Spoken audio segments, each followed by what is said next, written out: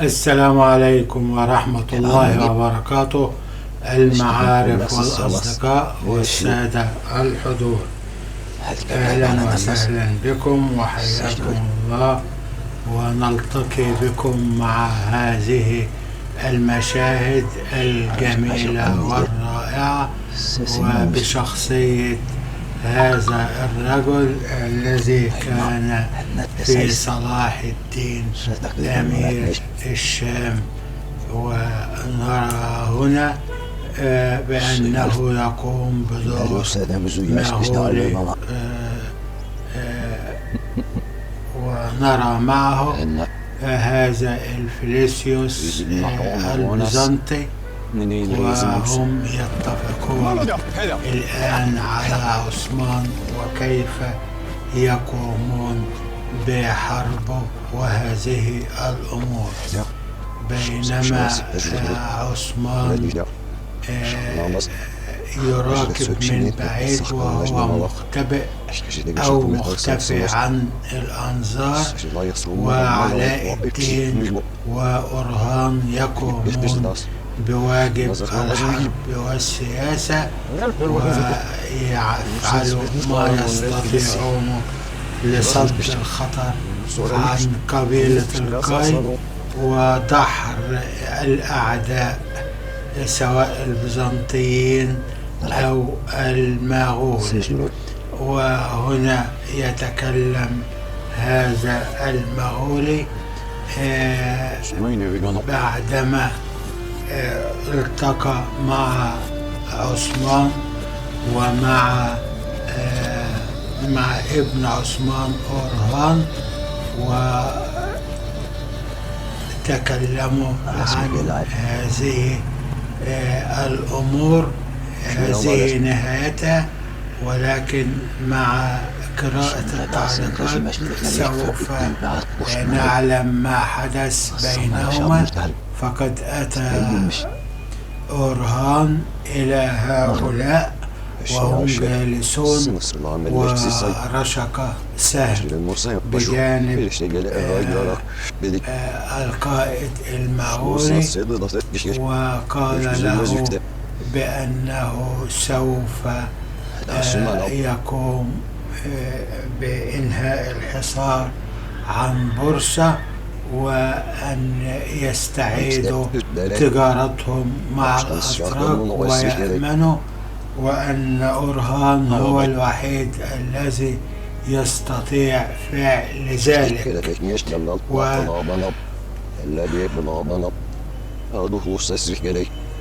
تيمور شاه أعطى هذه المهمة كي يختبروا فيها وهل سيقوم بها أم لا، ولكن هو اتفق مع أخيه علاء الدين على أن يقوم بنفيه من القبيلة، وجواسيس هؤلاء المغول أو البيزنطيين سوف يشهدون هذا الأمر، وسوف يقومون بإبلاغ رؤسائهم بهذا. في هذه الفترة سوف يتقدم أورهان نحو النفق الذي علمه بعض جواسيس أورهان عند البيزنطيين، ويفجر النفق بالشعيات ويقضي على سيرجيو أو سازور القائد الآخر، الرجل السمين الذي يظهر بلحية بيضاء كثيفة، ويقوم بتأليب الجنود على الأتراك. وهنا وهو جالس معهم بعدما سمح له رئيس المغول بالتقدم إلى هذا الموقف والمكان. أما فاطمة هذا فمع حليمة على هذا المكان، وهم يقومون بغسل الملابس. وتشتكي حليمة لفاطمة من عدم قدرتها على فعل هذا، ولكن المرأة القائدة تصمم على أن حليمة تقوم بالغسل معهم يدا إلى يد، وتترك بالمطرقة التي في يدها على الملابس كي تنظفها. وهنا يظهر ما بتغيير حليمة، وكذلك تغيير فاطمة، وتغيير أورهان، وبقاء علاء الدين وزوجته فقط. أما الباقي غير أورهان، وأورهان تغير غير غوران وغير جروكتاي فلم يتغير، ويقومون هنا بغسل الملابس. والمرأة توصي حليمة أن تقوم بالعمل معهم مع أنها حارسة عليهم وهذه الأمور، ولكنها تقوم بهذا الفعل. وأيضا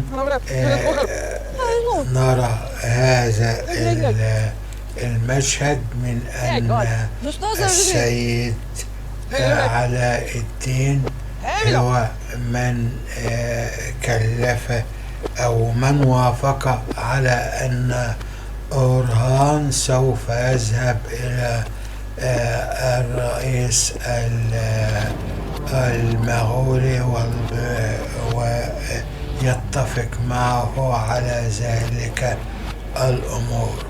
وهنا ينظر إليه بأهمية ويقول بأنه سيوقف الحصار ويعدهم ويكلمهم بقوة وجراءة، وأنه أتى لعدم الحرب ويرجعون بالقبائل التي جندوها ولا يقومون بالحرب عليه، فإنه سوف يعطيهم التجارة والضرائب للمغول ويرفع الحصار عن بورصة. هذا فخ يقوم به معه، ولكنه ليس كلام حقيقي يقوم به أورهان، بل خدعة يقوم بها، وفعلا ينجح في إقناعهم بأن هذه الأمور سوف تحدث. والقائد المغولي يستجيب لهذه الأمور على أن يعطيه يوما تأخيرا للحرب عليه، ولكن هذا القائد فيليسيوس البيزنطي لا يصدق أورهان ويتهمه بإقامة هذه الأشياء عليه، وهكذا. وهنا نرى علاء الدين وزوجته وهذه المرأة وأخته تكلمه وهذه الأمور،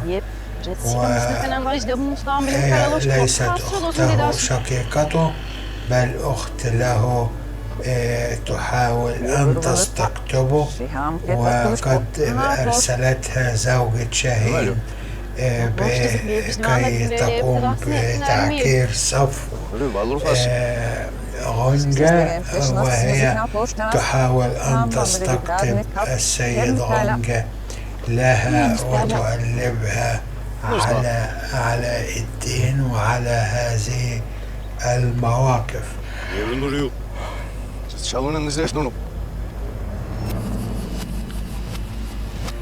وهنا هؤلاء محاربين أورهان يستعدون لإطلاق النار على هذا القائد أو فيليسيوس إن قاموا بالغدر بأورهان. وهنا يأتي إلى هذا المكان ويتكلم معهم بهذه الكلمات والوعود الذي تقرأوها معي.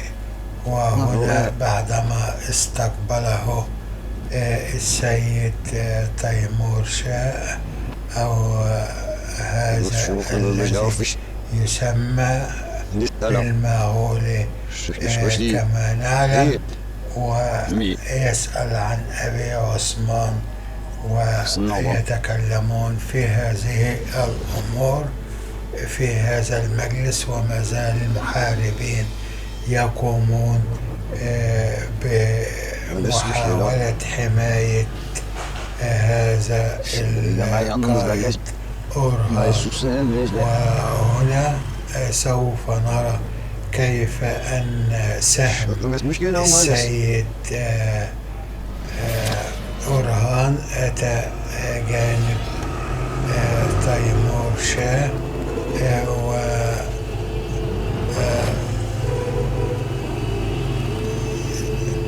وقرأ رسالة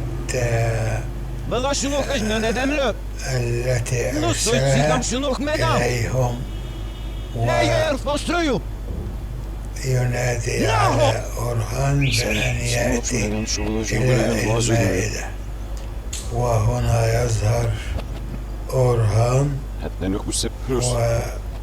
وهنا يقرأ الرسالة التي أرسلها. أورهان يريد التحدث، وهذا